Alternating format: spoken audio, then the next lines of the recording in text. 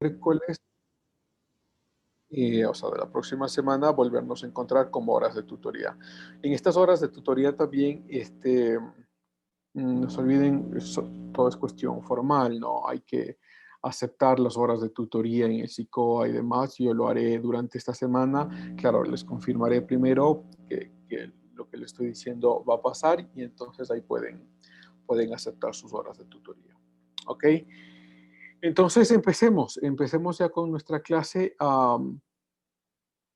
Mm, por cierto, antes solo una cuestión ahí pequeña. El, ya habíamos, ya está su segunda tarea en la aula virtual, ¿no? Entonces ya pueden revisarla. Creo que era, si no estoy mal, me parece que es una lectura de la Revolución Francesa, que es una lectura muy, muy interesante. De la Revolución Francesa hay también muchísimo que leer y muchísimo que decir, pero bueno, pueden ya empezar haciendo su tarea, ¿no? Creo que tienen 3 semanas para hacerlo. Eh, entonces eso, nada más. Bueno, la clase anterior habíamos, la semana pasada, las semanas pasadas, habíamos visto ya habíamos cubierto con cierta profundidad el Renacimiento. Jorge, ¿tenías alguna pregunta?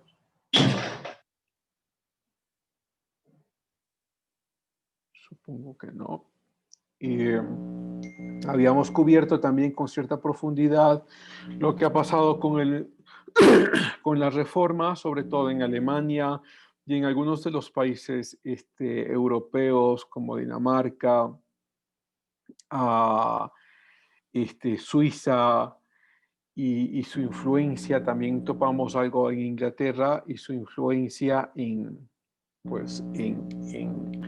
Europa, ¿no? Habíamos dicho también que acá el proceso de la llegada del protestantismo a América Latina se hace todavía de forma tardía. Me refiero a que el catolicismo gobernó o consumió la vida social, política de América Latina por muchos años, ¿no? Muchos siglos. De hecho, apenas los protestantes que están llegando a América del Norte son en el siglo XVII, siglo XVIII, después de que hay cierta composición de iglesias en América del Norte, empiezan a enviar ya con mayor frecuencia evangelistas o misioneros a América del Sur, ¿no? Entonces, los evangelistas que salen a América del Sur saldrán ya en el siglo XIX y siglo XX. De hecho, el siglo XIX, mediados del siglo XIX, son las primeras misiones protestantes que llegan a Ecuador. En el siglo XX al principio del siglo XX llegan muchas otras misiones que se enfocan, no, esto es interesante, que se enfocan no en la parte necesariamente urbana de nuestro territorio, sino que muchas misiones fueron a territorios no contactados en el oriente. De hecho, es muy conocida la historia del pastor T.S. Eliot, que fue asesinado en una de las comunidades guaraníes en el oriente y luego de fuera asesinado, de hecho, su esposa y luego sus hijos regresaron años después, creo que una década después, a seguir con el trabajo misionero, porque ellos habían, claro, habían llegado, sobre todo sus hijos, de edades muy cortas, ¿no? Luego de que asesinan a este pastor y ellos deciden regresar a Estados Unidos. Y claro, como todo un proceso de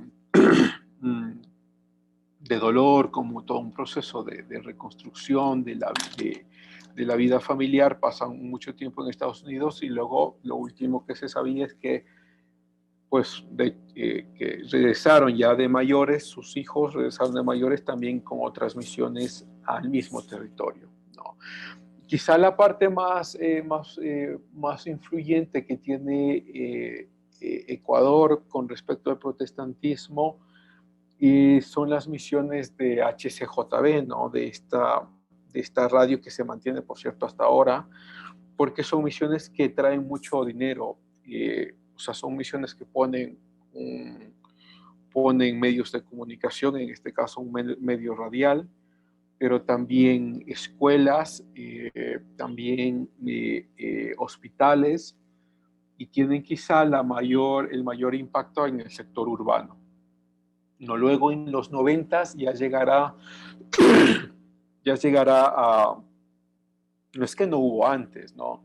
Pero llegará ya con mucha más fuerza a los sectores indígenas en la sierra, sobre todo, y es un proceso bastante largo, esta vez sí, de varias, de misiones de muchas denominaciones, ¿no? Sobre todo de denominaciones evangélicas. Bautistas hay pocos, metodistas muy pocos, luteranos muy pocos, pero sí misiones evangélicas hay bastantes. Y claro, llegarán en los 90, digo, con fuerza al sector indígena, y es lo que tenemos ahora, ¿no? Una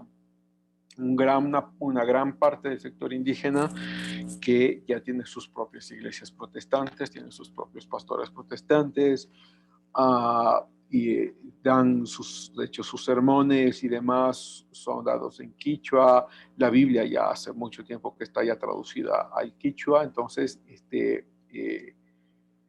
ha sido un proceso tardío en cierta forma en América Latina, pero un proceso más religioso que político, como en el caso de Europa, ¿no? Me refiero que la llegada de las misiones a América Latina ya se encuentran con un debilitamiento de la institucionalidad católica, ¿no? Ya encuentran que el catolicismo ya no es necesariamente el que gobierna y toma las decisiones en el Estado, sino que ese proceso político, ya América Latina, o sea, el proceso político que pasa en Europa, en América Latina ya está muy debilitado, ¿no? Entonces estas misiones, cuando llegan, ya no tienen un impacto político como sí lo tuvieron en el caso europeo, pero, pero sí un impacto social y, claro, un impacto religioso fuerte, ¿no? O sea, los datos de las últimas encuestas nos muestran que una gran porción, por ejemplo, del sector indígena de la sierra son evangélicos. Eso es muy interesante, tomando en cuenta que no es, como digo, no es un proceso necesariamente político, que el sector indígena, por ejemplo, ahora propone una candidatura de un líder indígena protestante como una respuesta a la influencia católica. No, eso en América Latina es, aunque los intentos sí han habido, de hecho sí hemos tenido algunos candidatos protestantes, me refiero desde el sector indígena, pero no ha sido como una reivindicación política del protestantismo, sino como otro candidato más con una diferente cosmovisión, ¿no?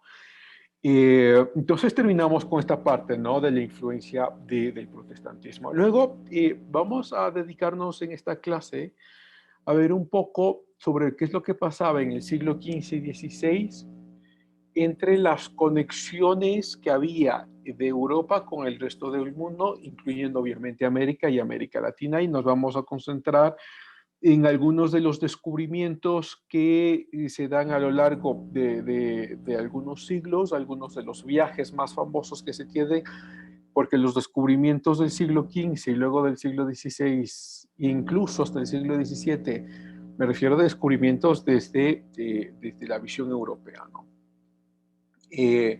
Son descubrimientos muy, muy importantes, son extremadamente importantes, porque no es únicamente, como podríamos pensar, la colonización de algún lugar, o la idea de llevar el evangelio a algún lugar, o la idea de aprovecharnos del trabajo de los nativos de ciertas colonias, no. También involucra la creación de rutas marítimas, la creación de rutas comerciales que se mantienen hasta ahora. Y las rutas comerciales proponen una suerte de intercambio mutuo. De hecho, mucho pensamos que nosotros hemos llevado o que de aquí se nos ha sustraído muchas cosas por ejemplo, a Europa, pero mucha de la tecnología europea, incluso de la forma del quehacer industrial europeo, también se exportó a, a, las, a los lugares donde se iba descubriendo, ¿no? Entonces, en eso es lo que nos vamos a dedicar hoy. Déjenme, lo tengo abierto acá para poderles compartir mi pantalla. A ver, ¿dónde estamos?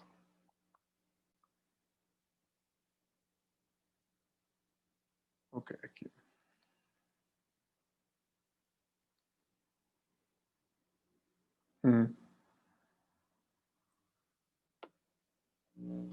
Los descuentos del Aki, no lo tomen en cuenta. Bueno, a ver, algunas aproximaciones de los viajes que se tuvieron, ¿no? Cuando hubo los primeros viajes de otras partes del mundo a América?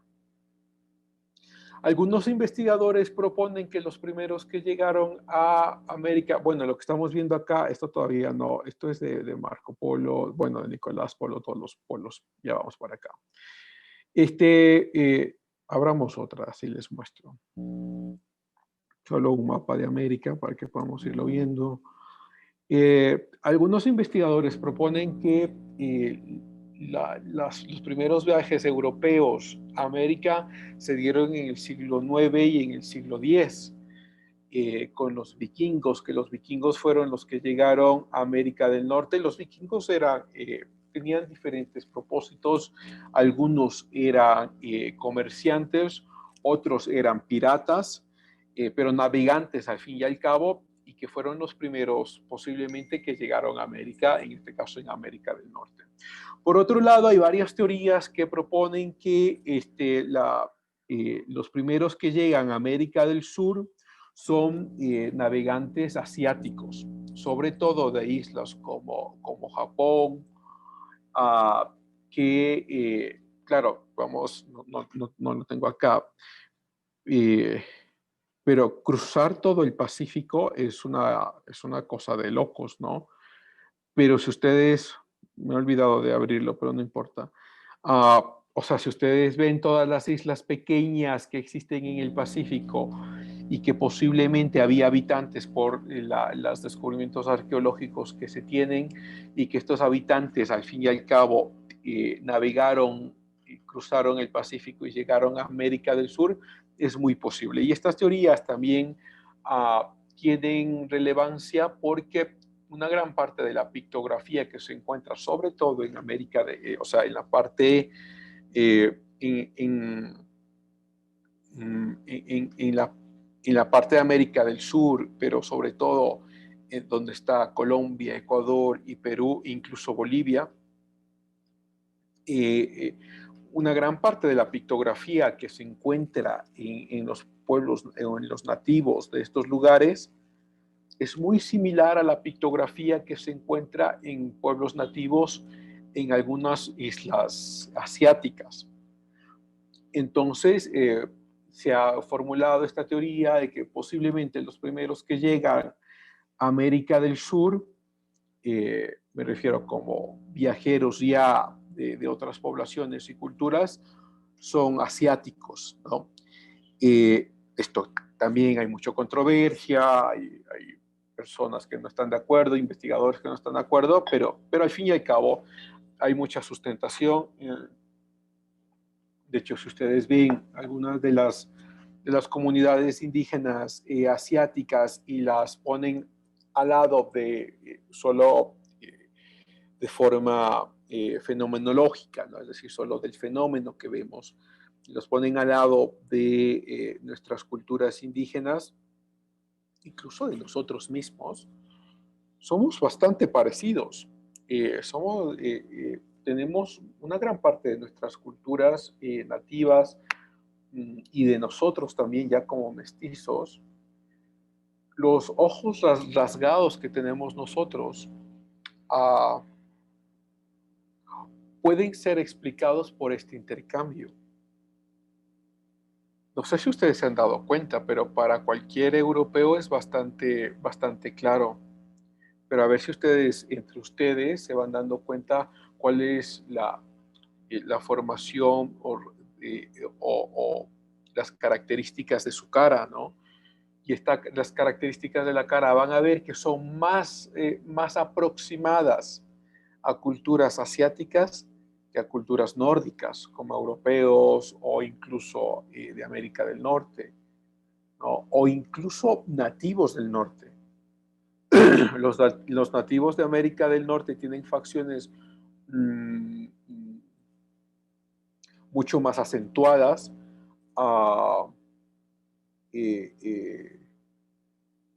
mucho más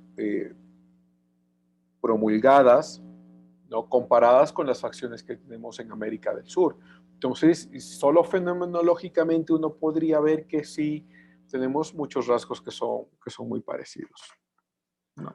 Bueno, entonces estos son como los primeros viajes que se realizan a América. Luego tenemos, ya les había mencionado, de hecho son los viajes de los polos. De hecho son 3 polos, ¿no? Y aquí les había puesto, creo que sí, los 3, que son primero Nicolás y Mafeo Polo. A ver, déjenme ver. Sí, aquí está. Estos son hermanos los dos, ¿no?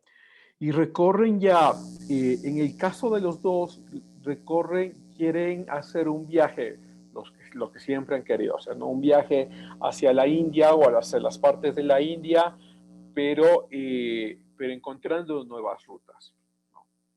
Entonces, la ruta de la seda, que es esta ruta que vemos acá, con color un poco dado a turquesa, que es la que está acá, es la ruta que más se utilizaba para llegar más o menos desde Mesopotamia hasta las partes asiáticas, ¿no? Pero luego estas son las otras rutas que se van descubriendo desde Europa. Entonces, la ruta de Nicolás y Mateo Polo, que son estas rutas de un poco grises, que es la que vemos acá, que están dentro del continente. Luego ya su hijo Marco Polo lo hará ya de forma marítima, pero esto es dentro del continente, que intentan buscar nuevas rutas, ¿no? Y estas rutas se permanecen, por cierto, hasta ahora, ¿no? Nuevas rutas para llegar a Asia. Luego, y si ustedes pueden ver esta línea roja, que son los viajes de Nicolás, Mateo y Marco Polo. Marco Polo era hijo de Nicolás. Y entonces ya siguen con sus rutas terrestres para seguir llegando, o sea, nuevas rutas terrestres para llegar a la parte oriental, pero es ya Marco Polo, o sea, el hijo de Nicolás, el que se atreve a intentar encontrar rutas marítimas para llegar hacia Asia, y esta es la parte verde, el verde que vemos acá, ¿no? Entonces, claro, llegar en este caso, desde Venecia, primero por los estrechos de la bota de italiana, ¿no? Luego nos vamos por Grecia y entramos entonces a esta parte de acá, que es donde ahora es Turquía, lo que se conoce como la Anatolia, ¿no? Luego entramos, claro, toda esta parte, la parte de la Anatolia. Luego nos centramos a toda la parte bizantina, donde está, claro, Irán, Irak. Cruzamos todo el Golfo Pérsico hasta encontrarnos en el Mar Índico, ¿no? Entonces, en el Océano Índico, perdón. Todas las costas, claro que aquí en el mapa se ve como que fuera una cosa pequeñita, pero es un viaje gigantesco, es un viaje enorme, ¿no? Si ustedes ven la India es todo, toda América del Sur es la India, ¿no? Entonces, van por todas las costas de la India, luego se aproximan hacia Asia, recorren Malasia, un poco, pues digo, las costas, ¿no? Luego las costas asiáticas, por donde ahora es Taiwán, Corea del Norte, Corea del Sur, eh, una parte de las costas de Japón también, todo está, y llega a lo que hoy es China, ¿no? Todo esto es un viaje enorme, enorme que hace Marco Polo, ¿sí? Uh, y claro, la principal idea que se tenía de estos primeros viajes, porque no son los únicos, creo que tengo otro acá, déjeme ver si este está como un poco más claro. Uh, todos los viajes que se hacen desde las salidas, porque hay tres tipos de salidas que tienen acá. Las salidas desde Italia, que son estas, la que estamos viendo con los hermanos Polo, las salidas desde España, que ya vamos a ver, sobre todo con los viajes para llegar a América Central y América del Sur, y luego los viajes que salen desde Portugal. Claro, ya en el transcurso del tiempo se va dando un acuerdo tácito entre estas poblaciones. Mientras a España, claro, digo España, el proceso de construcción de la nación española es bastante complejo porque son reinos, muchos reinos pequeñitos que están allá. Entonces, cuando hablamos del siglo XVI y siglo XVII, estamos hablando sobre todo de dos coronas, las coronas de Castilla y la corona de Aragón, que luego cuando se unen en los matrimonios, diferentes matrimonios que tienen, ya se hace toda una sola corona, que se llamaría la corona de Castilla, pero que involucra también a Aragón, y luego se unirán los otros reinados que están allá, ¿no? Entonces, bueno, cuando hablo de España, estoy hablando sobre todo en el siglo XVI y XVII de las coronas de Castilla y la corona de Aragón, ¿no? Entonces, sobre todo la corona de Castilla mandará varios viajes de España hacia América del Sur, ¿no? Y Portugal, claro, los portugueses llegarán a Brasil, ya lo veremos, pero sobre todo les dejan, pues, como un acuerdo tácito que se tiene, y les dejan la vía abierta para entrar por los golfos africanos, ¿no? Por el Cabo de Buena Esperanza, primero el Cabo Verde y luego el Cabo de Buena Esperanza. Entonces, por un lado, tenemos que a España tácitamente se le deja los viajes cruzando el Atlántico, a los portugueses se les deja los viajes que van al borde de las costas africanas, y los italianos los viajes que estamos viendo en este momento, ¿no? O sea, los viajes que entrarían hasta la India y hasta Asia dentro del mismo continente, y claro, cruzando obviamente las partes fluviales, pero de todas maneras la mayor parte dentro de los continentes. Ah, Bernal Díaz, de hecho creo que lo puse por acá, eh, acá están las fechas, ¿no? Que fue uno de los conquistadores españoles que participa en la conquista a México. Él escribió fue muy prolífico en escribir varios diarios y muy prolífico sobre todo en describir sus viajes. Nos deja en uno de sus diarios, nos deja algo, por lo menos dos ideas que son muy interesantes, ya cuando los españoles llegaran a América Latina, ¿no? Pues, o América Central y América del Sur. En uno de sus diarios él había escrito directamente, y está entre comillas, ¿no? Vamos en estos viajes a servir a Dios y a su majestad, a darles luz a los que estaban en tinieblas y a enriquecerse como todos los hombres desean hacerlo. Entonces había dos intencionalidades muy claras en este tipo de viajes, sobre todo de la corona de Castilla, ¿no? Que era, primero, llevar el evangelio. Estamos hablando acá del catolicismo, ¿no? El protestantismo no llega a América del Sur hasta después de mucho tiempo. De hecho, llega, como ya lo hemos dicho, a América del Sur siglo XIX, apenas, luego el siglo XX y sobre todo Ecuador. Y Claro, sí habían misiones que iban llegando de a poquito, sí, pero las más importantes misiones, claro, están en el siglo XIX.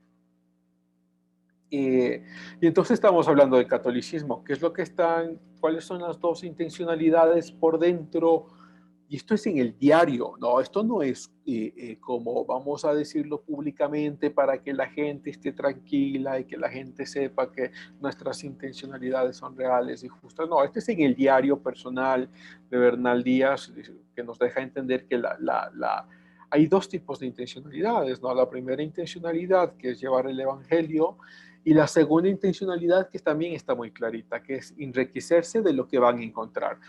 Bueno, no sabían qué es lo que van a encontrar, porque lo que estaban pensando, por ejemplo, en los viajes que se hacía a la parte occidental, perdón, a la parte oriental, o sea, los viajes que se hacían hacia la India o hacia o sea, la parte asiática, era sobre todo para encontrar especies, ¿no? Y nuevos tipos de frutos, nuevos tipos de alimentos. Y entonces, ya lo veremos un poco después, cuando llegan sobre todo a la India, lo que más se exporta de la India son las especies.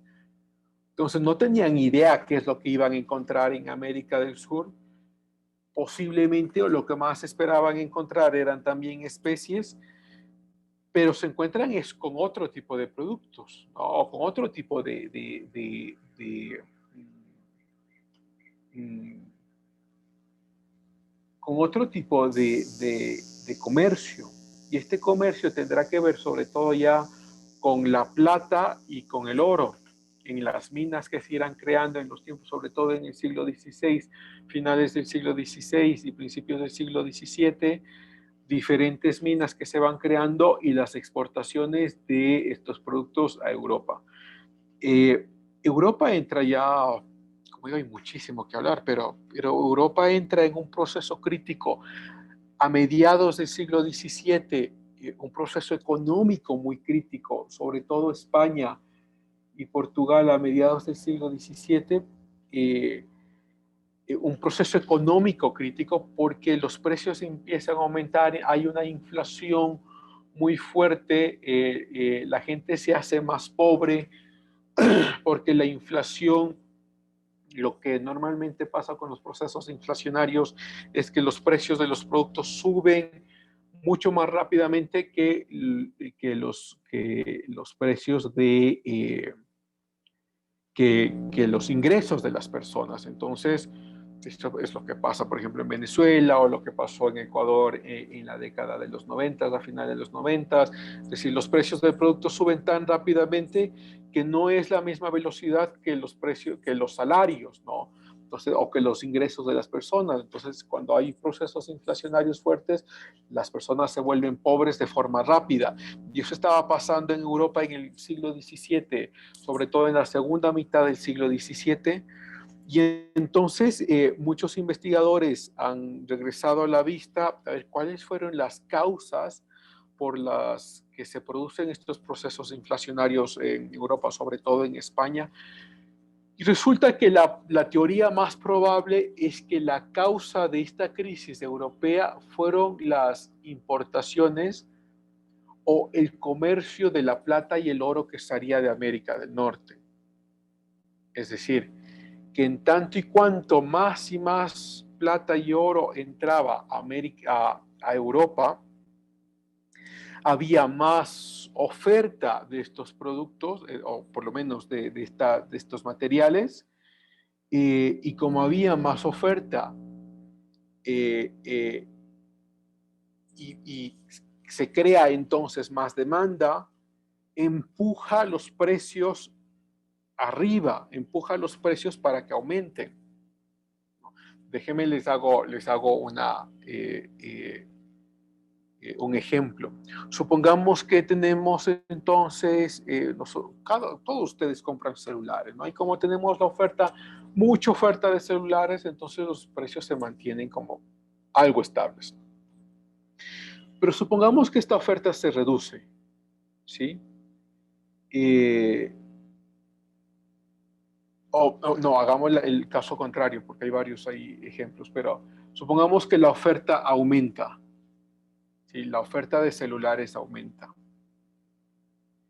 y al mismo tiempo aumenta la demanda de celulares. Es decir, la gente quiere más y más celulares porque necesita o porque requiere o porque tiene más familiares o demás, quiere más celulares.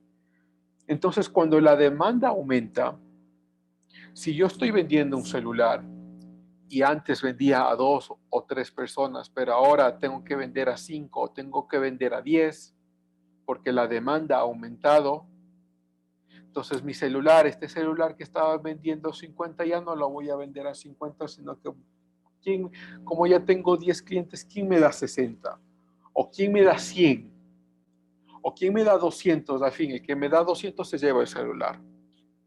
¿Sí? Entonces, cuando la demanda aumenta, los precios se disparan. ¿Sí? O cuando, en este caso, la oferta aumenta, pero la demanda aumenta mucho más. Ahora, el caso más común es, por ejemplo, el caso venezolano, ¿no? Que las dos se reducen. La oferta se reduce y la demanda también se reduce, pero la oferta se reduce mucho más que la demanda. Y produce también procesos inflacionarios. Entonces, supongamos, solo para que puedan entenderlo un poquito, en el caso venezolano, la gente tiene solo una compañía estatal para comprar celulares, ¿sí? Y entonces, como tiene solo la compañía estatal para comprar celulares, no hay otras compañías privadas que puedan ofrecer celulares, los únicos que pueden venderte son la compañía estatal. Y entonces, si la compañía estatal ve y dice, bueno, yo tengo este celular, ¿quién quiere este celular? Me lo compran a 80, pero como hay muchos que quieren comprar este celular, otro me dará 100, otro me dará 200, otro me dará 300, entonces le vendo al que me da 300 y los precios empiezan a dispararse. El caso venezolano, claro, es muy crítico y es un poco diferente a lo que estamos tratando de explicar en este momento, pero por lo menos la idea que quede ahí, es decir, que la exportación de productos hacia minerales, ¿no? Hacia Europa fue una de las causantes de la crisis europea de finales del siglo XVII. ¿Sí? Y entonces uno puede decir que fue muy beneficioso para Europa que hayan sacado de acá plata y oro. Sí, sí fue beneficioso, al fin y al cabo sí. Digo beneficioso para los europeos, ¿no? Que eso produjo la crisis que tuvieron que afrontar también. Ah, mm, y entonces podemos mencionar algunos de estos grises, porque no es que todo, claro, como tenemos oro y plata, nos hemos vuelto ricos y entonces acá Europa se volvió ricos por por los productos de minerales que se iban encontrando. No, también produjo algunos fenómenos o algunas crisis económicas en Europa. Uh, ok, entonces había también, pues estamos ya acá, ¿no? ¿Dónde estamos? Es Hernán Cortés, ya llegaremos allá. Bueno, había una competición, una competencia entre España y Portugal a ver quién se expandía más, a ver quién descubría más, a ver quién podía encontrar más territorios, más personas. Y claro, nos encontramos con el caso de Hernán Cortés, que supongo que ustedes lo han leído antes.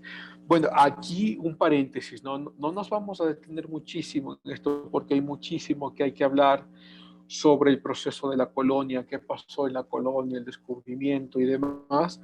Eso lo harán ustedes en otra clase. Me parece que ustedes revisarán esto en una clase que se llama Historia Local. Y creo que tienen Historia Local 1, 2 y 3, si no estoy mal en su malla.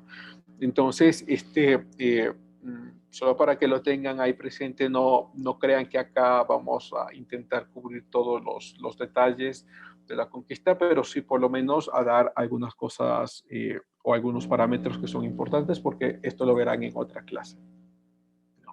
Bueno, entonces Hernán Cortés, este gran conquistador que llega a México, Eh, también en sus diarios se encuentra lo mismo, ¿no? Es decir, la misma idea que tenía Bernal Díaz, ¿no? Bernal Díaz del Castillo, que era la misma idea, que vamos a llevar la fe católica a los pueblos nativos y que nos vamos también a enriquecer como cualquier persona que quiere prosperar. ¿Sí? Ahora, Hernán Cortés se lo ha pintado como quizá como muy sanguinario o muy salvaje, y esta pintura tiene que ver sobre todo con historiadores del siglo XVI y luego del siglo XVII, que exageran los motivos de la conquista con un propósito específico, y este propósito era dar o crear un espacio de beneficio a las culturas indígenas. Por ejemplo, se conoce muy bien que ya lo revisaremos también un poco después, Fray Bartolomé de las Casas, este dominico, fray dominico que llega a América Latina, ve lo que está pasando con los indígenas, escribe mucho a favor de los indígenas y de hecho se convierte en uno de los fundamentos para luego la creación de las leyes de las Indias que darían derechos a las poblaciones nativas. Se conoce mucho y se ha estudiado mucho algunos de los escritos de Fray Bartolomé de las Casas y se sabe que hay bastante exageración en lo que él escribe. Como Garcilaso de la Vega también, que hay muchísima exageración en lo que escribe, pero sí se la puede entender de cierta forma. Me refiero a que hay una motivación específica.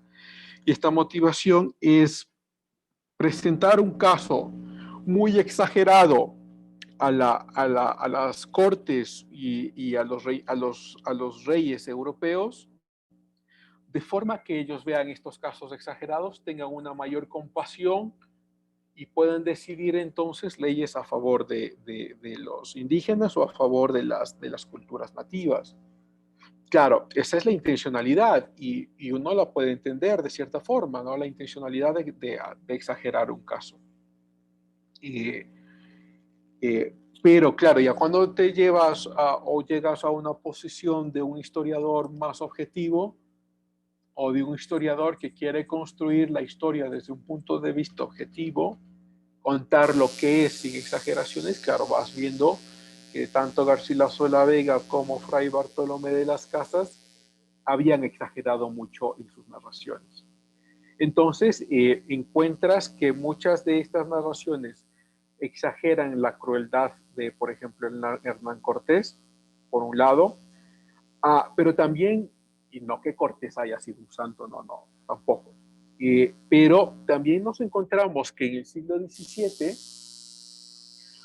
muchos de los nuevos protestantes, de los protestantes que ya se dedican a la historia, de los protestantes que se dedican a ya diferentes ámbitos de las ciencias sociales, empiezan a criticar, y no solo los protestantes, sino ya los mismos pensadores de la Ilustración en el siglo XVIII, franceses, empiezan a criticar a los españoles por la conquista que tienen de pueblos nativos y también empiezan a exagerar su narrativa sobre la crueldad española en pueblos nativos.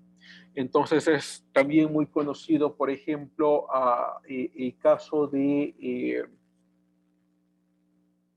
Voltaire, este pensador que se le conoce mucho, pues, sobre todo porque es filósofo, de este pensador francés, pero Voltaire escribe mucho en contra de España también. Y Voltaire nunca había, de hecho, esto también es una de las cosas curiosas, Voltaire nunca había viajado a América Latina. Y de hecho, muchos de los escritores franceses, como algunos de los escritores protestantes, nunca viajaron a América Latina, pero tenían otra motivación por detrás. En el caso de los protestantes, tenía la motivación de culpar al catolicismo como uno de las causantes de la crueldad en las colonias europeas, ¿no? La obvia motivación de que el protestantismo ahora es una religión que protegería la vida o la dignidad de las personas. Y en el caso de los ilustrados franceses del siglo XVIII, por negar el intento de negación de que el catolicismo traiga algo de bien, y no solo el catolicismo, y en el caso de los ilustrados franceses, sobre todo catolicismos y protestantes y todas las religiones ahí metidas, ¿no? Traiga algo de bien a la humanidad. De hecho, el caso de Voltaire es muy conocido porque Voltaire escribe mucho en contra del catolicismo, escribe mucho en contra de lo que hace España en las colonias, pero claro, ahora ya sabemos, porque tenemos mucha más información y porque hay muchos buenos académicos que intentan ser honestos, que las cosas que escribe Voltaire son exageraciones en muchos casos, en otros casos son inventos, y en otros casos, claro, con una intencionalidad por detrás. Pero bueno, esto no pasa únicamente como en Europa, ¿no?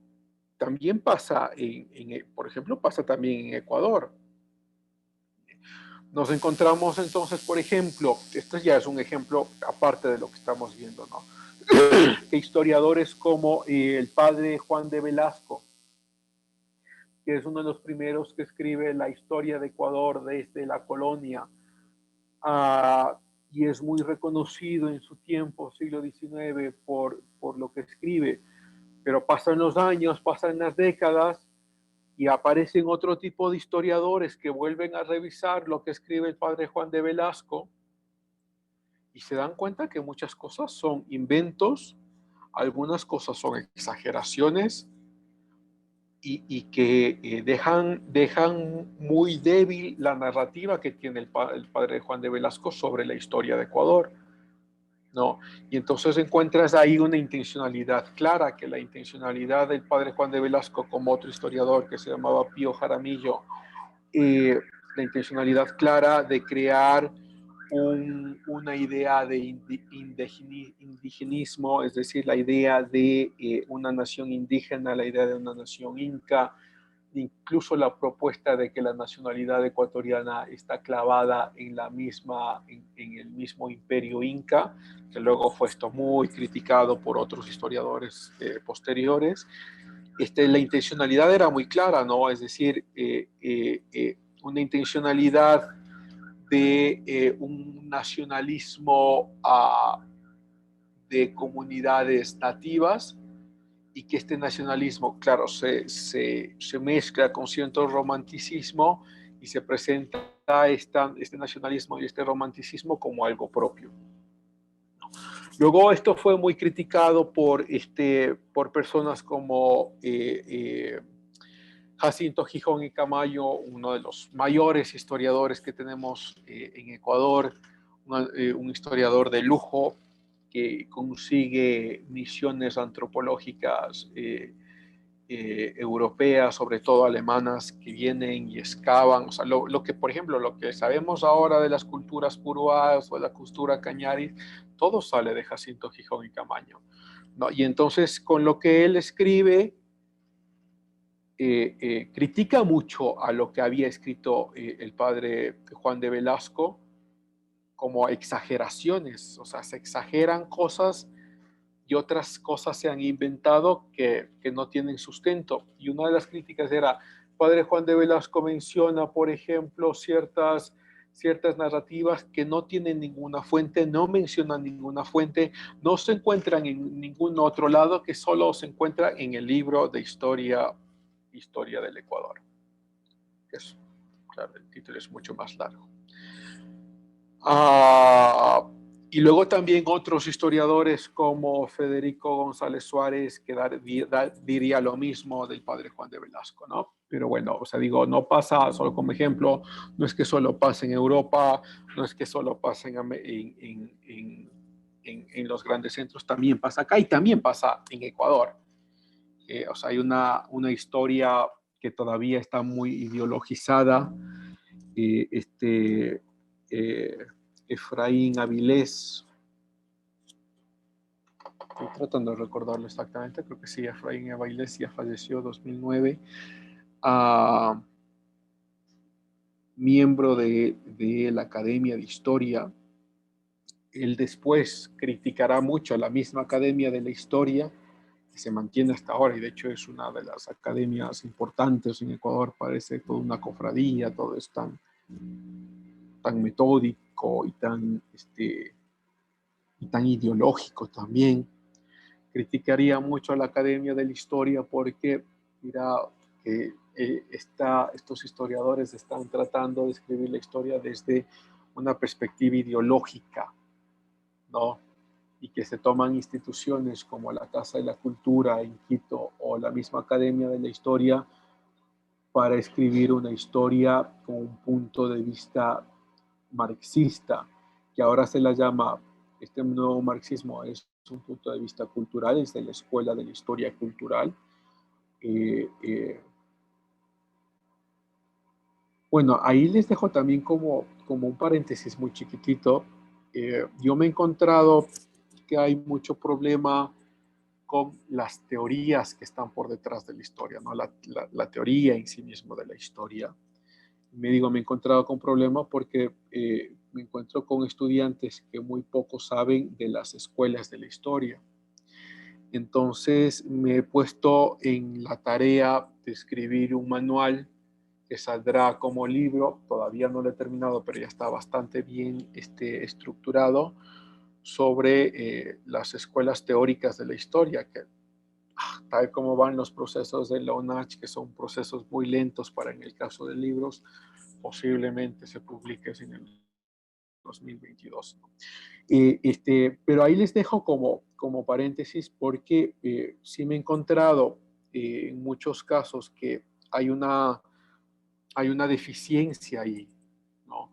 Y las escuelas de la historia son variadas y son muchas, ¿no? Y entonces hay que, sobre todo como estudiantes de historia de pregrado, hay que entenderlas para saber cuáles son esas tendencias, esas corrientes, y para entender también la intencionalidad de los historiadores, ¿no? Pero al fin y al cabo, como lo habíamos conversado mucho tiempo, la intencionalidad primaria de cualquier historiador debe estar encontrar la verdad, buscar la verdad y promulgar la verdad a toda costa, nada más.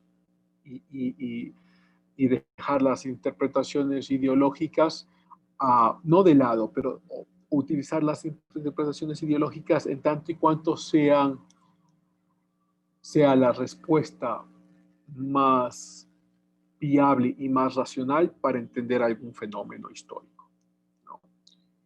Este, y bueno, entonces estamos acá con Hernán Cortés, ¿no? Digo, se ha exagerado mucho de Hernán Cortés, él llega a las costas de México, ya vamos a ver un poco más sobre lo que pasa él con la conquista, pero Cortés, igual con lo que pasa con Francisco Pizarro ya en América del Sur, o con Diego de Almagro, también en América del Sur, eh, pareciera que hay una narrativa cultural en la que vienen los conquistadores, hay un genocidio, matan a muchos indígenas y nos conquistan son 300 conquistadores contra miles de nativos y por la tecnología que tienen nos conquistan. No, no, la, la, eh, los hechos son mucho más complejos que eso. Me refiero a que tanto Hernán Cortés como Diego de Almagro, Francisco Pizarro, se encuentra que hay muchas poblaciones indígenas que empiezan a ayudarlos y que empiezan a que empiezan a guiarlos. Y una de las explicaciones que se encuentran para que estas poblaciones indígenas nativas ayuden a los conquistadores españoles a derrotar por ejemplo, a los aztecas en el caso de México, o a derrotar a los incas en el caso de América del Sur, es porque había, una de las explicaciones, como digo, es porque habían genocidios internos que estaban sucediendo, estaban acaeciendo, ¿no? Entonces se sabe, esto ya lo hemos mencionado algunas veces, pero se sabe que los aztecas cada año ofrecían la vida, algunos dicen 20,000, a otros dicen 80,000, pero son miles, ofrecían la vida de miles de personas anualmente para el beneficio de los dioses y para el beneficio del imperio. Lo mismo pasaba con los incas, que los incas sacaban, y esto era en festividades muy bien estudiadas como el Capacocha, que era anualmente,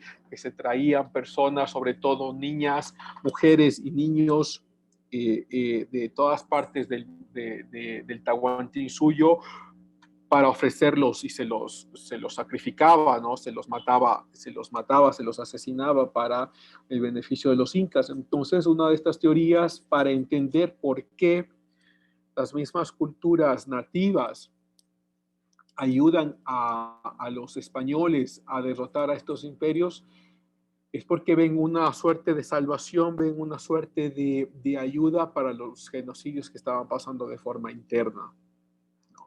Entonces, digo, es mucho más compleja, el proceso de la conquista es mucho más complejo que simplemente los españoles vinieron, mataron a los indígenas y conquistaron a todos, ¿no? Es mucho más complejo que eso, porque otra vez los mismos indígenas nativos ayudan a los españoles a conquistar, a conquistar a los aztecas o a conquistar a los incas.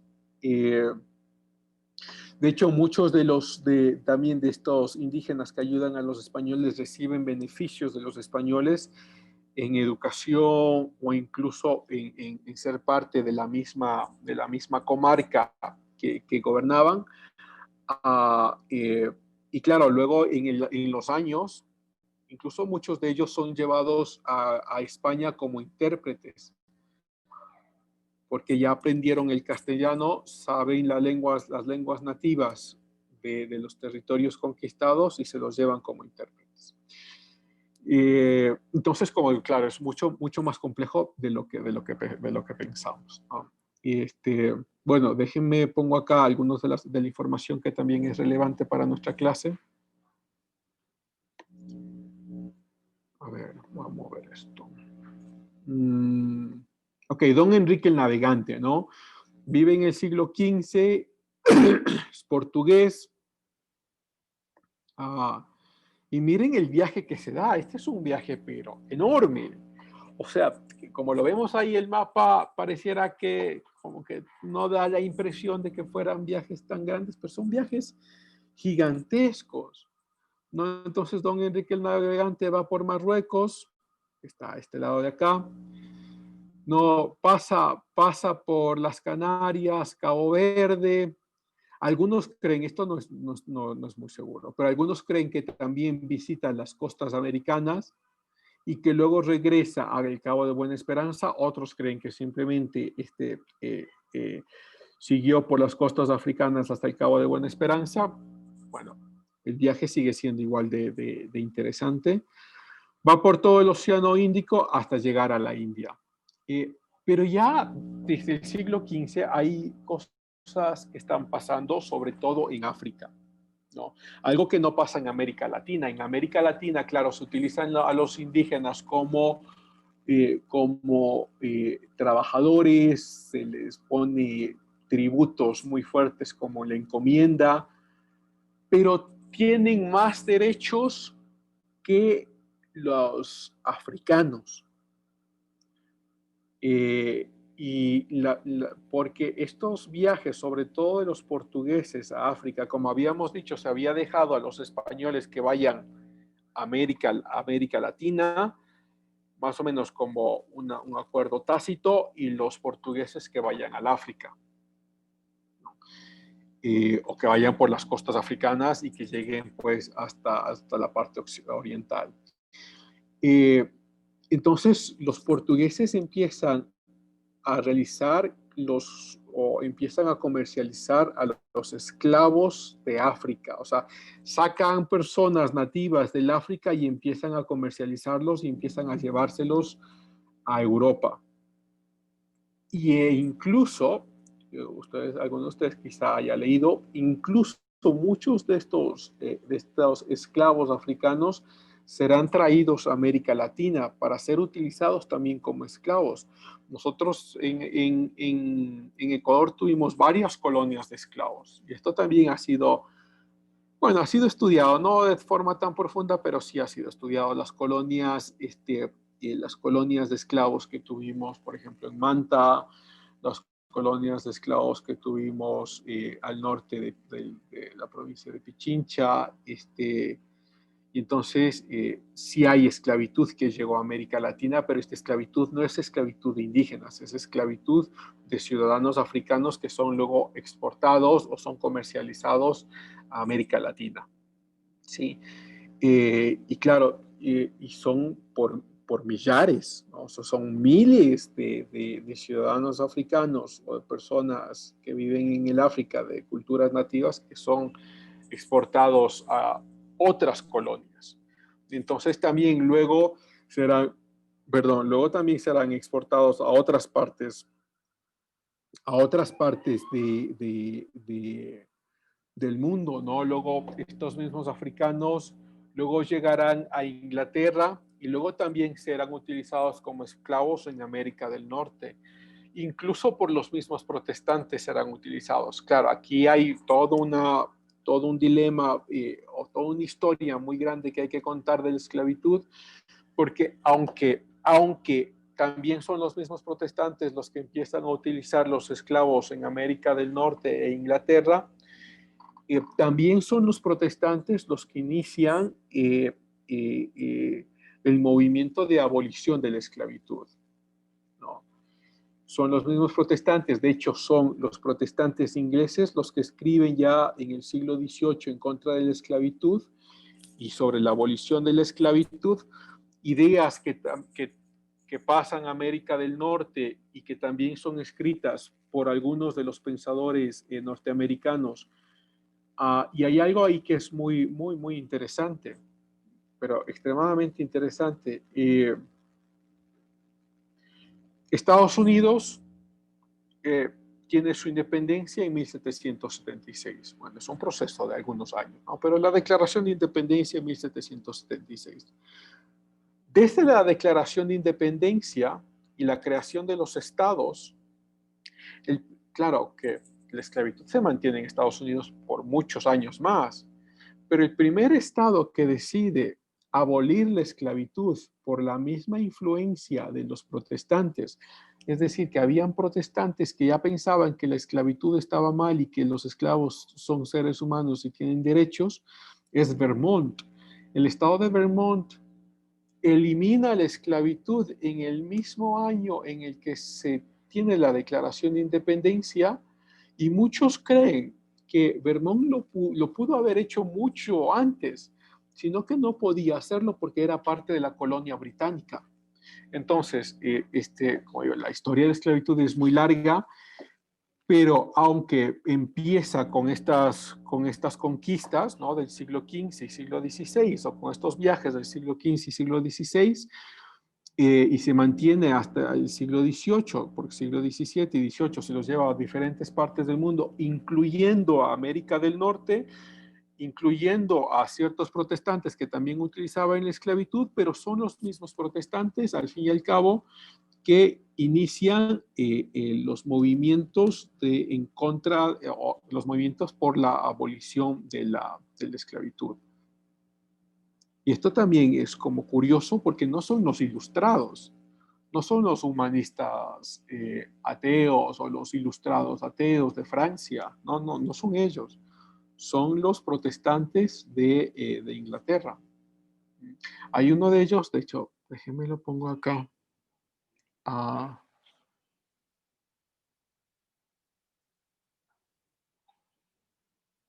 Estoy intentando recordar el nombre, porque déjenme.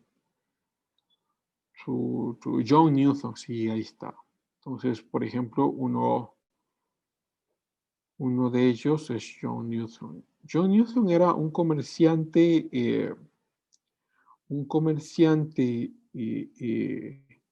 de esclavos inglés, protestante, no era protestante todavía, de hecho.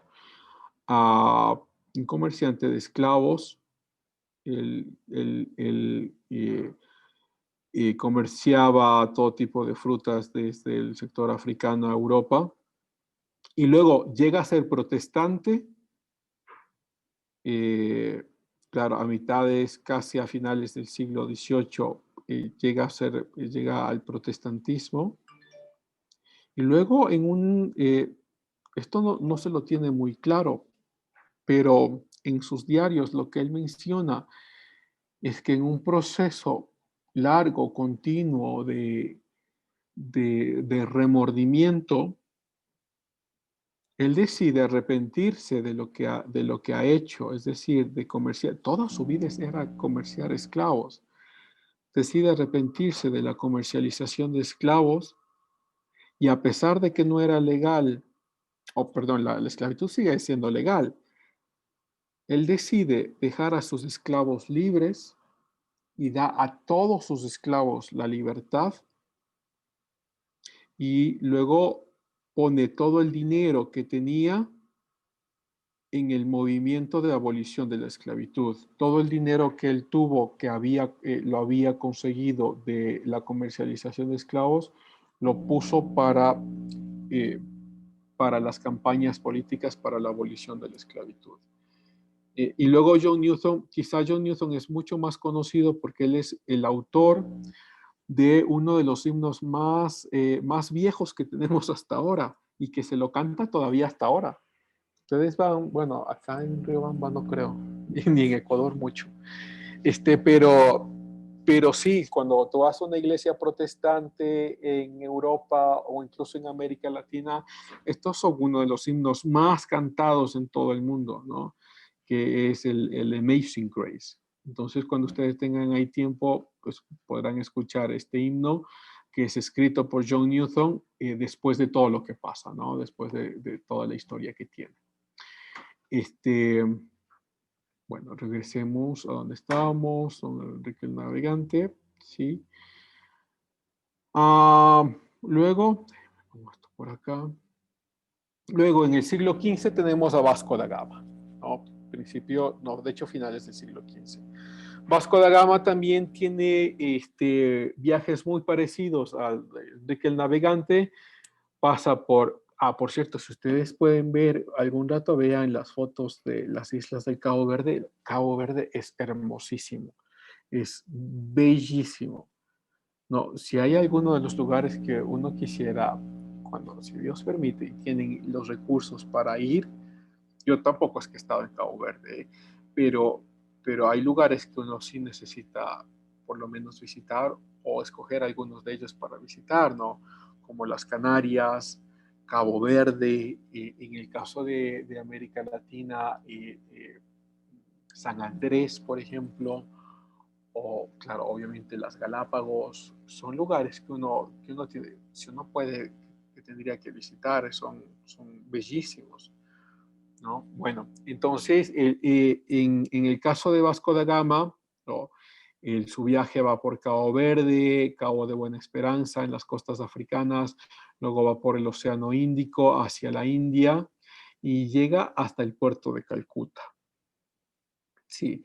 De hecho, Vasco da Gama quizá es el mayor comerciante de especies, porque de la India, como habíamos dicho antes, ¿no es cierto? Los viajes que se hacen a la parte oriental no son viajes tanto por minería, como si pasa en el caso de América, pero son viajes más por comercio de especies, ¿no? En el caso de Vasco da Gama, él trae, por ejemplo, canela, jengibre, pimienta, clavo de olor, nuez moscada, oh, todo es muy rico. Si alguno de ustedes cocina por ahí, quizá, pero, o sea, por ejemplo, cocinar con clavo de olor, un arroz con clavo de olor es espectacular, ¿no? Jengibre aquí en mi casa sí utilizamos jengibre todo el tiempo porque es buenísimo, es un antibiótico natural excelente. ¿Qué más? Trae incienso, mirra, sándalo y algunas piedras preciosas. Eso sí, también, como diamantes, rubíes, perlas. Pero la mayor cantidad de especies sale de la India. Entonces, Vasco da Gama, muy conocido por este viaje, pero sobre todo por el comercio de especies. Y luego nos encontramos ya con el famosísimo, el que ustedes más conocen, supongo, que es Cristóforo Colombo, ¿no? Cristóbal Colón, el italiano, que también, claro, ustedes conocen, llega a América Latina en 1492 a la Española. La Española es lo que hoy conocemos como Haití y República Dominicana. No, sino que Haití y República Dominicana están en la misma isla, pero dividida, claro, políticamente, pero es la misma isla. Entonces, todo eso era la Española. En 1492, entonces, llega a la Española. Déjenme ver si encontramos, pongámoslo acá, para que puedan ver.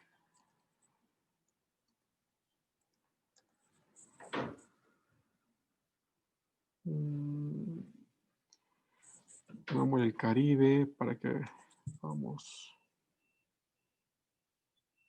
a guiarnos un poco. Esta puede ser. Ok, entonces, llega acá, ¿no? A lo que se conocería como la Española. Esta es la Española, donde está Haití y República Dominicana. ¿Sí? Luego explora en el mismo viaje, en 1492, explora las Bahamas, que está acá, a este lado, y Cuba. Esto es lo único que conoce Cristóbal Colón en el primer viaje, en 1492. Y, por cierto, aquí me detengo solo un segundito, porque no lo había mencionado. Cuando viene la exportación de esclavos africanos, una gran parte de los esclavos africanos va a Cuba. Y se los utiliza sobre todo en plantaciones de algodón. Y claro, Haití también y República, de hecho todas las islas del Caribe, pero sobre todo a Cuba. Y claro, las plantaciones que se tienen de algodón y luego las exportaciones y comercio de algodón salen de estas islas, salen de la explotación de los esclavos africanos. Okay. Bueno, entonces en el primer viaje de Cristóbal Colón que estábamos viendo acá, claro que se demora un año, llega a las Bahamas, Cuba y las costas de la isla española, ¿no? Donde está Haití y República Dominicana. Luego tiene 3 viajes posteriores que están, las fechas están aquí, si ustedes quieren anotarlas, las pueden anotar, acá están las fechas de los 3 viajes posteriores que tiene Cristóbal Colón. Y claro, ustedes podrán ver ahí, claro, hay todavía una suposición muy fuerte de que Cristóbal Colón nunca supo que había llegado a un nuevo continente, sino que siempre creyó que había llegado a las costas de la India. Pero luego esto también ha sido muy debatido en estudios recientes y escritos recientes que dan a entender que al final de sus días, Cristóbal Colón sí había reconocido y lo había dejado escrito en algunas cartas a algunos amigos suyos, que lo que había descubierto era algo diferente, que no era la India, ¿no? Que había descubierto territorios diferentes. Entonces ahí podemos ver el segundo viaje de 1493 a 1496, luego su tercer viaje de 1498 a 1500 y su último viaje de 1402 a 1504.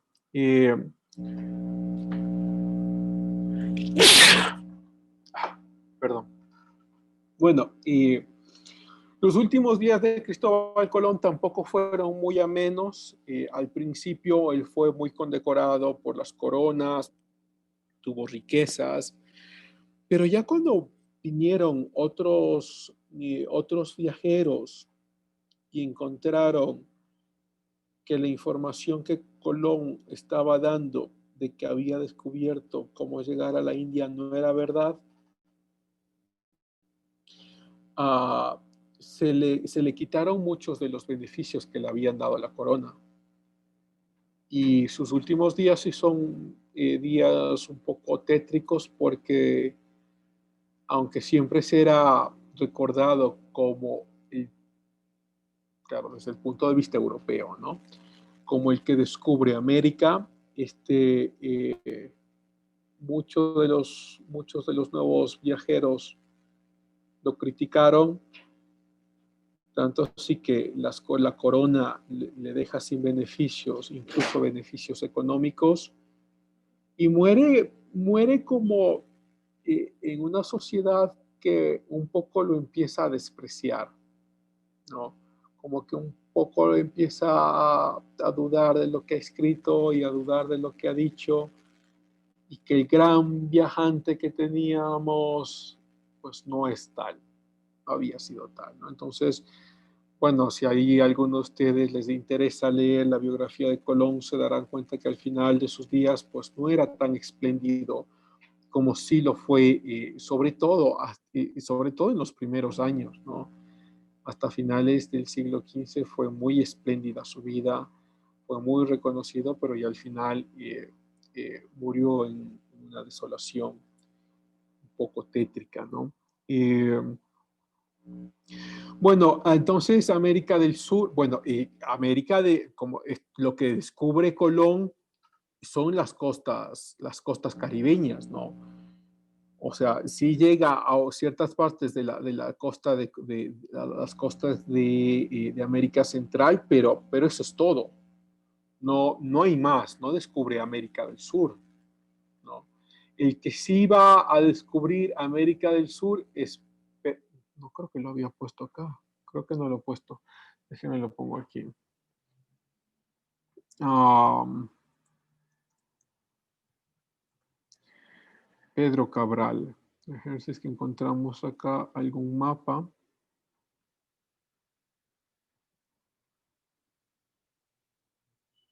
Sí.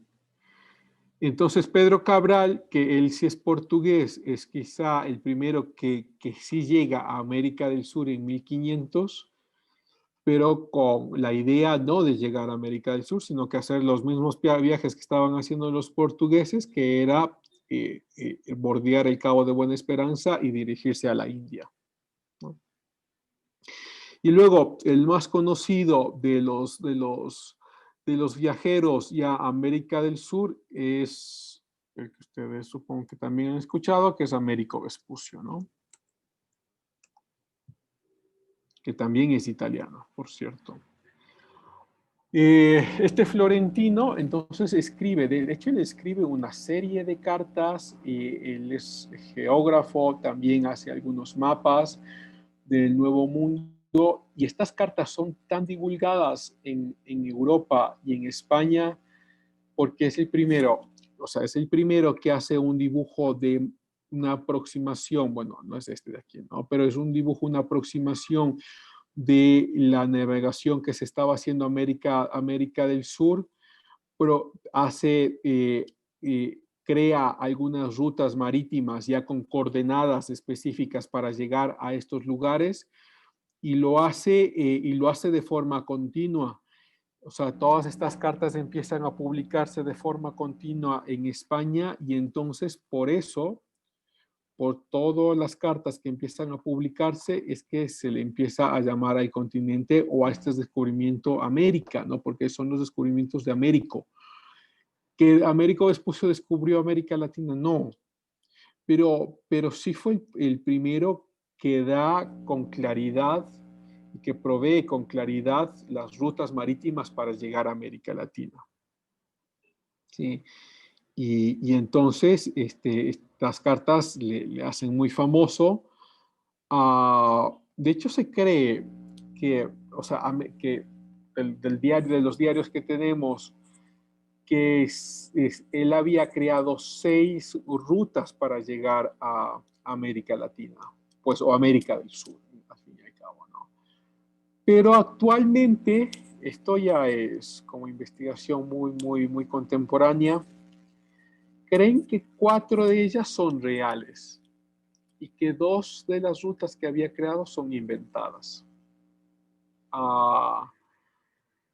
y que con cada ruta, claro, es que todas las cartas de él eran vendidas, ¿no? Y entonces, como eran vendidas y eran reproducidas de forma masiva y ganaba mucho dinero, además que la corona también le empezó a dar muchos beneficios por las cartas que le enviaba. Y entonces, tal vez esa sea una de las razones por las cuales dos de estas cartas hayan sido inventadas, dos de las rutas que él propone, no porque no exista la ruta, sino que él nunca las navegó, pero las presenta y las publica como que sí las hizo y como que sí llegó y como que todas estas rutas él las utilizó, ¿no? Luego, creo que no lo había puesto acá tampoco, déjeme ver. No, no lo he puesto. Bueno, pongámoslo acá.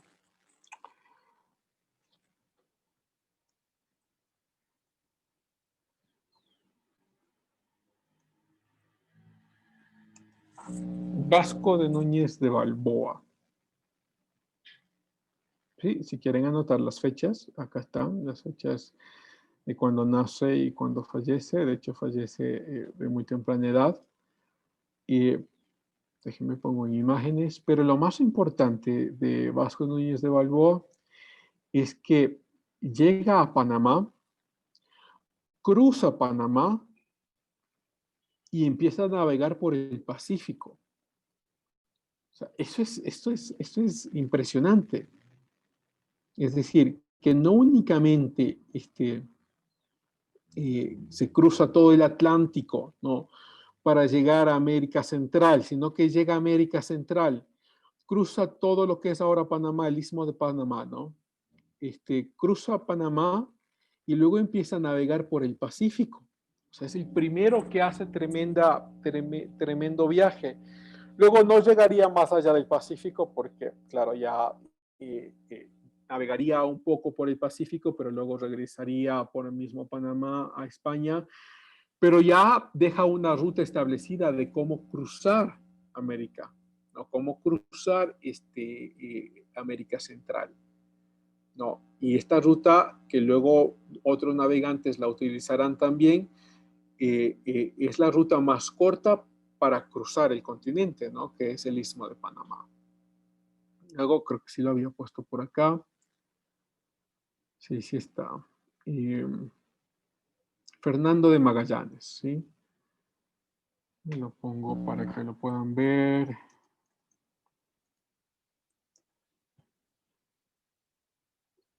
Si quieren, ahí, como digo, también anotan las fechas en las que nació y falleció.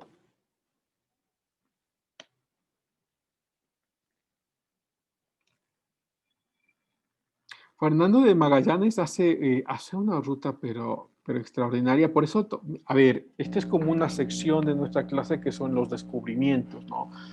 Y es importante toda esta sección porque se crean, como dije al principio, no es únicamente ir a otros territorios, a colonizar otros territorios, sino que es la creación de nuevas rutas comerciales, la creación de nuevos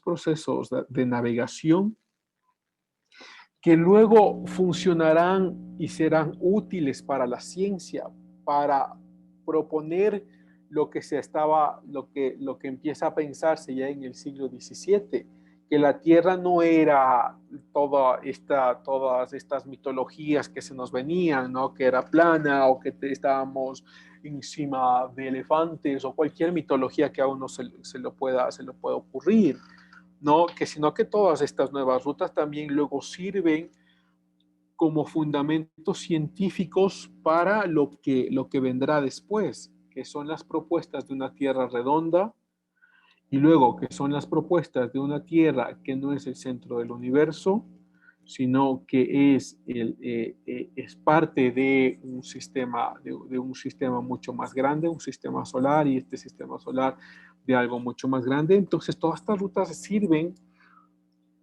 como digo, no son solo las conquistas, son rutas comerciales y luego también sirven como procesos de aplicación científica. Bueno, entonces, ¿qué pasa con Fernando de Magallanes? ¿No? Fernando de Magallanes sale de Europa, cruza toda la costa del Atlántico, pero el Atlántico americano, ¿sí? Por la costa inferior o el estrecho inferior de América del Sur, para dirigirse hasta el Pacífico. O sea, esto es un viaje impresionante. Y llega, o sea, también esto es impresionante, llega a las Filipinas. Todo el viaje que se da y llega a las Filipinas.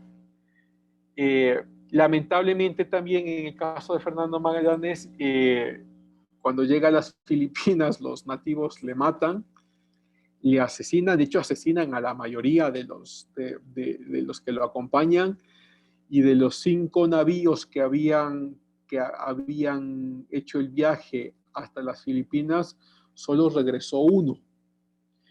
Pero ya queda una ruta establecida de cómo haber llegado a Asia, ¿no? Desde América. Y entonces, lo que habíamos dicho antes, ¿no es cierto? Ya para terminar esta sección de los viajes, la parte de América Latina queda casi de forma acordada, de forma tácita para los españoles, la parte africana queda para los portugueses, bueno, no solo africana, ¿no? También asiática, pero era toda la navegación por el Cabo de Buena Esperanza. Y las rutas internas, las rutas adentro del continente, que también, como habíamos visto con el caso de Marco Polo, utilizarán después también las rutas marítimas, queda un poco más relegada o queda un poco más utilizada es para los italianos, lo que también tendrán viajes hacia el Asia. Denme un segundo, yo cierro acá mi cortina porque el sol me mata y ya.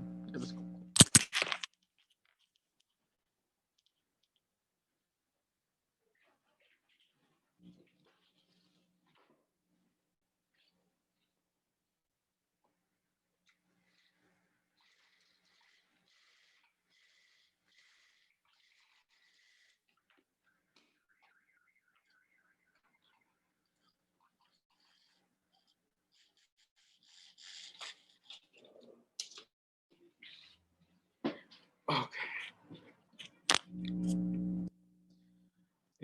Listo. Entonces, esta es la parte como habíamos dicho, de los viajes que se hacen en el siglo XVI. Luego, adentrémonos un poco ya. Déjame cerremos esto de acá. Marco Polo, Hernán Cortés, Enrique. Bueno, quedémonos, voy a poner acá con Hernán Cortés.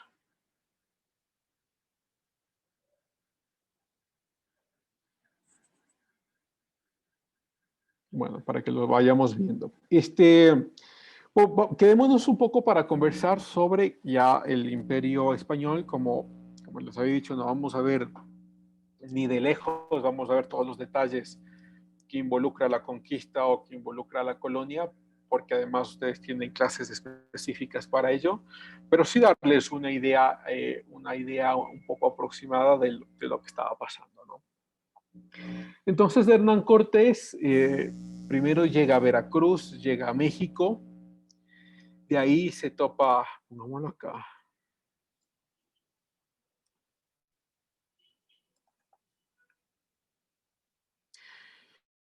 conoce a Moctezuma, este gran emperador azteca, y que en principio muchos de los habitantes en el Imperio Azteca creían que se trataba de la representación de un ser divino.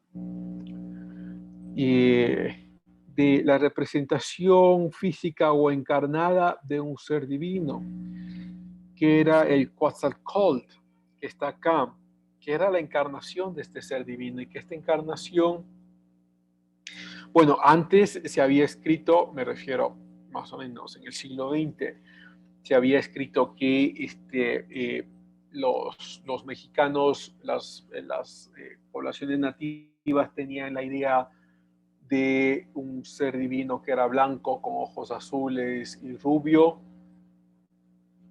Eso también, como siempre, todo ha sido un poco debatido, y actualmente se cree que sí, que las poblaciones nativas sí creían que era un ser divino, pero que no tenían las especificaciones que se pensaban antes, que tenía que ser una persona alta, rubia, con ojos azules y demás.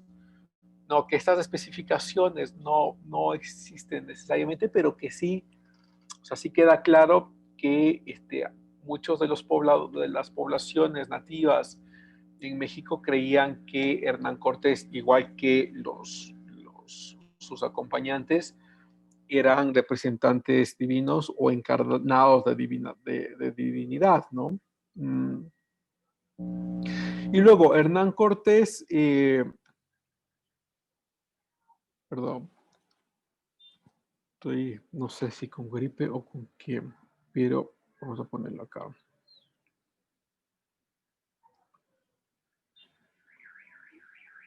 Visita o llega hasta incursiona hasta lo que hoy se conoce como Tenochtitlán, que es la capital del imperio azteca, ¿sí? Y que ve toda la construcción y todo el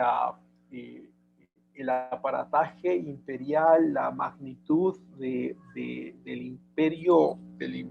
imperio azteca, ¿no? La magnitud de eh, de lo que significaba esta nueva civilización, de lo que significaba esta,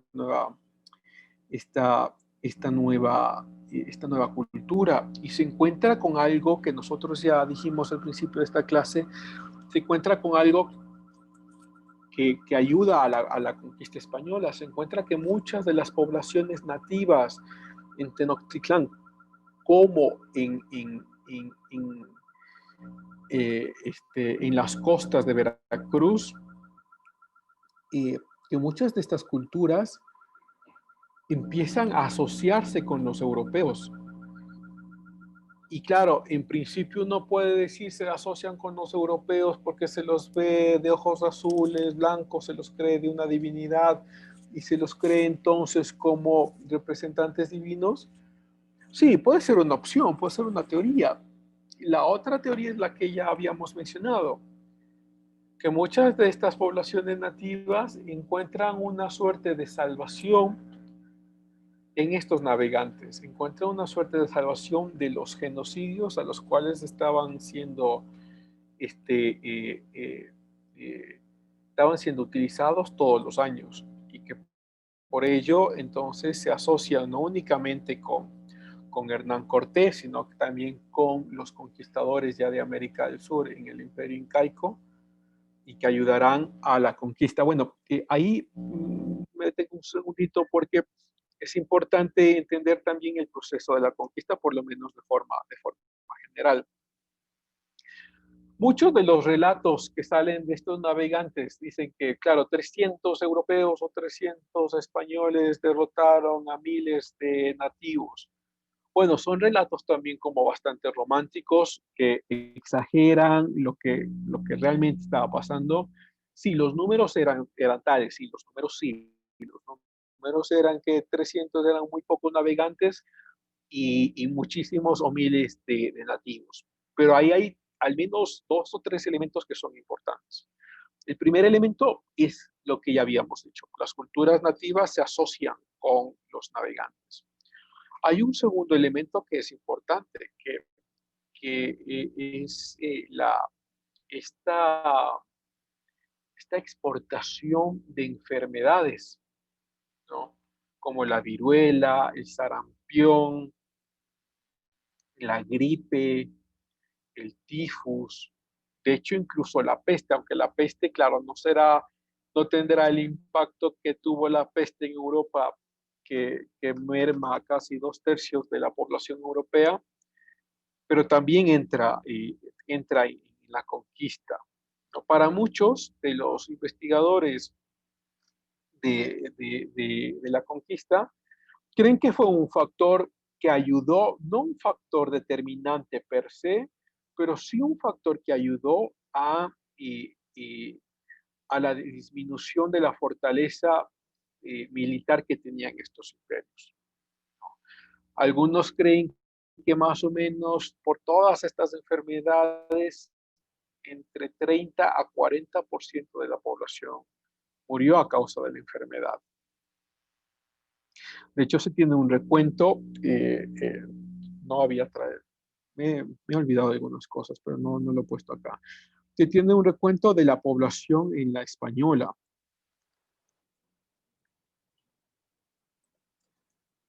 Vamos a ver si es que entramos. Déjeme ver, corona. No está la española aquí.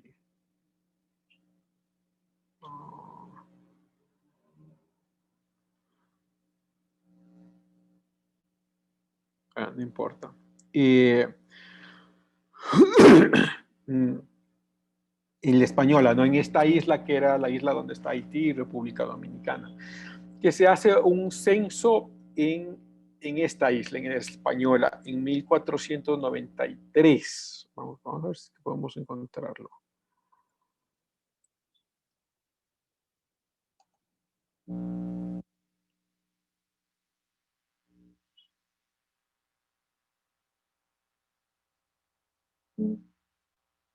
Bueno, no importa, mientras lo voy buscando. Sí, Raúl. Yo tenía una pregunta. Por ejemplo, usted estaba explicando todo eso de lo que más o menos verdaderamente pasó aquí, del hecho de que muchos de los historiadores, eh, bueno, que se nos explica muchas de las veces en los colegios y todo eso, exageran y bueno, tiene razón en eso. Y, profe, ¿por qué cree que, por ejemplo, estos escritores, por ejemplo, los escritores que antes mencionó y otros escritores más que existen, dramatizan un poco el hecho de vender al indígena como el indígena bueno? O sea, vendría a ser más o menos como el típico recurso, el típico cuento rusoniano que, bueno, Rousseau más o menos explica que existe un buen salvaje, ¿no? O sea, es como que el buen salvaje es el que tiene que volver, o sea, es como que se explica esa teoría y netamente es europeo. Entonces, mm, ¿cómo, yo quisiera preguntarle cómo ese relato rusoniano en cierta parte, o no tuvo influencia el relato rusoniano en los escritores de acá, en los escritores que escribieron a favor de representar al indígena como bueno? Por ejemplo, hay un buen libro que, que es de, a ver, no me acuerdo cómo se llama ahorita, a ver, era 1492, está escrito por Cristian Rodrigo Iturralde, que se titula El fin de la barbarie y el comienzo de la civilización. Es un buen libro, es un libro de un argentino. Entonces ahí explica muchas de las cosas que usted nos dijo ahora sobre la barbarie que existía. Bueno, se enfoca en todas las civilizaciones, el Inca, Maya y Azteca, y explica muchas cosas interesantes que el relato formal no lo hace. Entonces, ahí también explica la importancia del cuento rusoniano, que en cierta forma afectó a los escritores a favor de representar al indígena como bueno. Entonces, profe, yo lo que le quería preguntar es, eh, ese relato de tener al indígena como bueno, tener al salvaje como una persona primitiva que no tenía intereses ni nada de eso, y que todo se le hacía para el bien común, no sé si afectó en cierta forma a los escritores que tratan de representar o de dónde viene esa postura ideológica de representar al indígena como bueno, profe. Sí, gracias Raúl, es una pregunta compleja porque vamos a ver, los intereses son de lado y lado, ¿no? Y, a ver, los primeros que empiezan a escribir en contra de los españoles, de hecho, primero antes de llegar allá, hay no es que España estaba completamente de acuerdo con las conquistas y que toda España estaba de acuerdo con utilizar a los indígenas como medio de trabajo. Pues, no, no, no. De hecho, España entra en un tumulto en el siglo XVI, sobre todo a principios del siglo, bueno, todo el siglo XVI, pero sobre todo en la primera mitad del siglo XVI, un tumulto social muy fuerte, de debates muy intensos en España, porque lo que está pasando en España no es necesariamente lo que está pasando en América del Sur. Entonces, mientras en España se está debatiendo los derechos de los indígenas y demás, eso poco le importa a los conquistadores que están muy lejos de la corona y que reciben órdenes de la corona, pero lo que está pasando en el continente ya es otra cosa diferente, ¿no? Pero en España hay un tumulto a principios del siglo XVI de debates extremadamente fuertes públicos entre clérigos, gente de la misma sociedad, políticos. Tanto así que la escuela más famosa, y se llama escuela, ¿no? Pero era una unión de académicos, la escuela más famosa que sale de toda Europa, de hecho, es la escuela de Salamanca.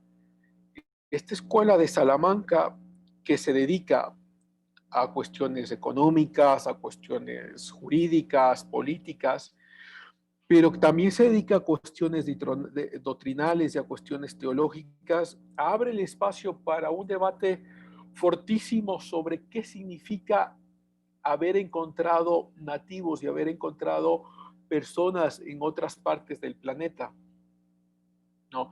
Y ahí está toda por ejemplo, yo hablé un poco y hablaré un poco más después sobre Bartolomé de las Casas, que Bartolomé de las Casas, claro, él lucha por los derechos de los indígenas y luego se convierte en toda la doctrina lascasiana, ¿no? Pero que, por lo menos desde mi punto de vista, Bartolomé de las Casas, a pesar de todo lo bueno que hizo, comete un error, y es el error de justificar las barbaries que estaba pasando en los pueblos indígenas. Y de esto hay escrito, como digo, muchísimo, porque para muchos investigadores, sobre todo de ciencias sociales, Bartolomé de las Casas es el que genera las metodologías etnográficas. Es decir, que nos centramos a la cultura, a ver qué es lo que piensa la cultura y a entender la cultura sin juzgarla y sin nada. Y eso es lo que hacen las casas en un principio para decir, bueno, los sacrificios humanos que tenían los indígenas era la representación más propia y más digna de encontrarse con la dignidad, con encontrarse con la divinidad, ¿no? Y es una justificación que hacen las casas a los sacrificios humanos que estaba pasando en América del Sur. Pero las casas se encuentran entonces con otro personaje, y este es un debate muy conocido. Las casas se encuentran con Sepúlveda. A ver, busquémoslo acá. Creo que era Juan. Veamos. Juan Ginés de Sepúlveda, sí. Y entonces con las casas.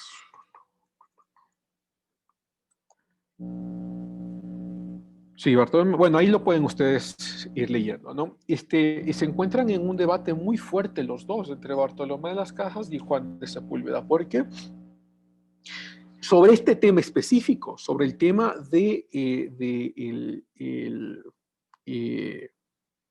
sobre el tema de los sacrificios humanos.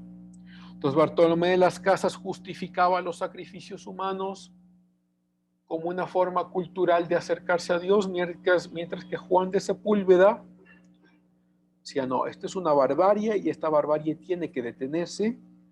Y de hecho, si uno, ¿se acuerdan que hablábamos? Creo que hablamos con ustedes, me parece que sí, antes de terminar el año, sobre la teoría de la guerra justa, que es Yo por eso lo digo y lo he dicho a veces como de forma muy general, pero la teoría de derechos humanos y estas teorías contemporáneas que vuelven a surgir son debates, pero que vienen de centurias, vienen de centurias.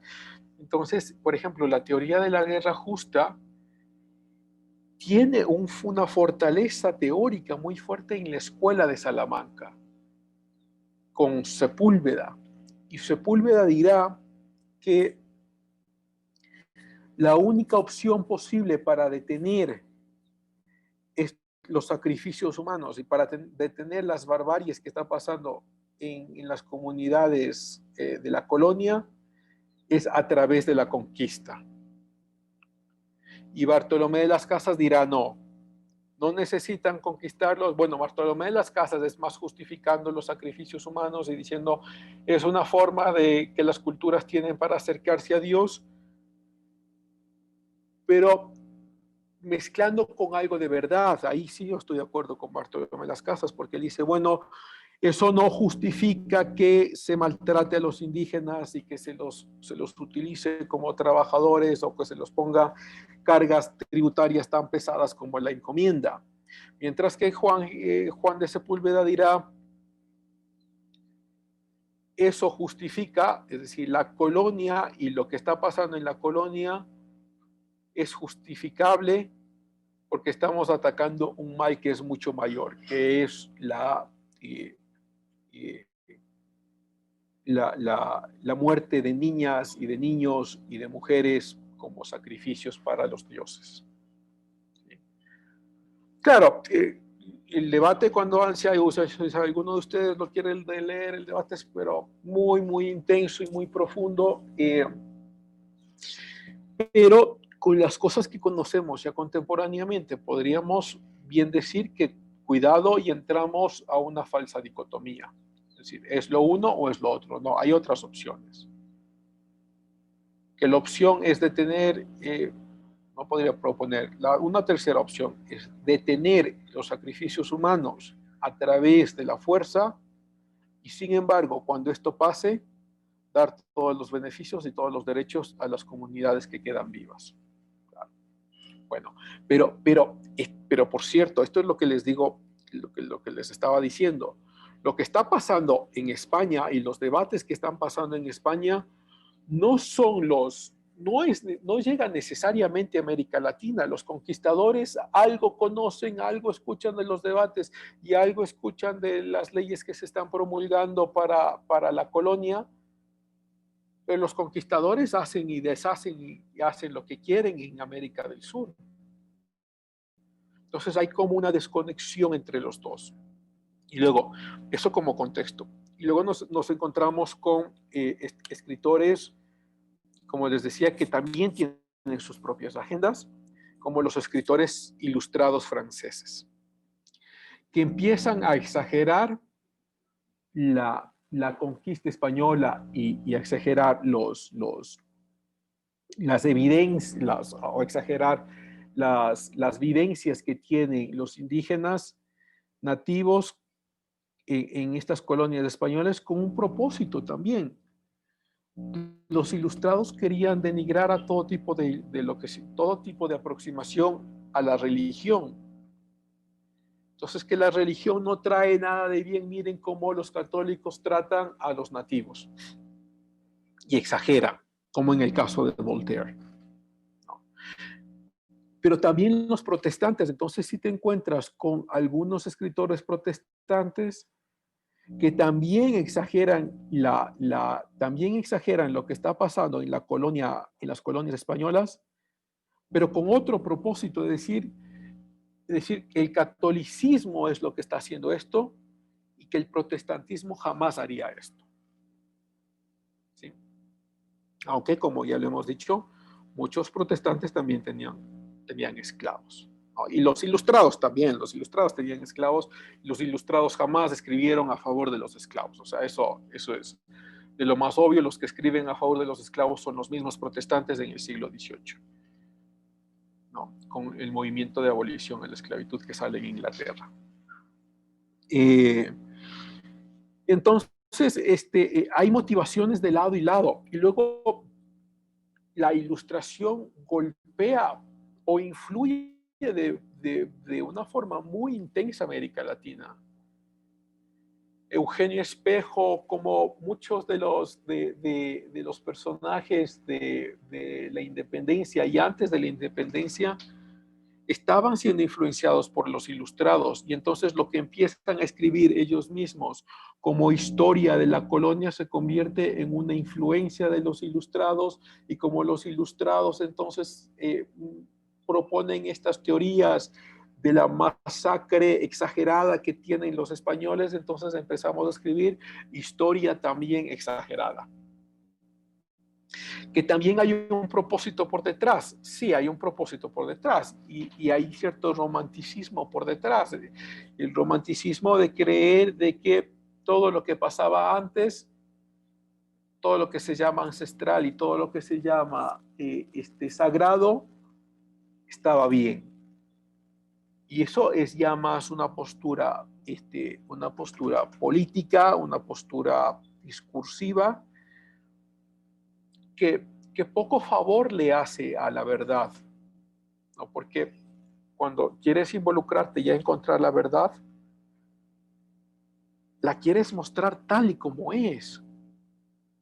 Y luego que le des interpretación a ello es otro asunto. Pero mostrar los hechos tales y cuales son, ¿no? Sin exageraciones, sin ocultar información y sin crear información falsa. ¿Sí? Entonces, ¿qué es lo que pasa? Que la colonia sí tenía problemas con el trato de los indígenas, sí, eso es obvio, sí. Pero que hay exageraciones con el maltrato que se tenía también es claro. Entonces sí hay un romanticismo por detrás, sí hay un romanticismo rusoniano, si quieres ponerlo, Raúl, sí. Hay un romanticismo que trata de proponer que todo lo que pasaba antes de la colonia estaba bien, que era un paraíso, que eran moscas y dioses. No, eso es mentira, no. O sea, los pueblos nativos estaban siendo sacrificados, que había mucho avance de las ciencias, eso sí es verdad. El calendario lunar inca como el calendario azteca son muy aproximados, son desarrollos muy plausibles de las ciencias en América del Sur. Y ya, no sé ahí si es que respondo algo, Raúl. Dejemos de compartir esto. Sí, profe, sí, sí, está claro. Gracias, mejor. Ya me quedó un poco más claro. No, gracias a ti. No, gracias a ti por participar. Y entonces déjeme, yo abro acá, porque ya no tenemos tiempo, abro acá la asistencia. Y entonces, como les decía, ya la próxima clase, pero ya les diré durante la semana, tendremos normal la clase el martes, pero posiblemente tengamos esta hora extra, ¿no? Para conversar también de temas de la clase y podemos expandirnos en otros temas.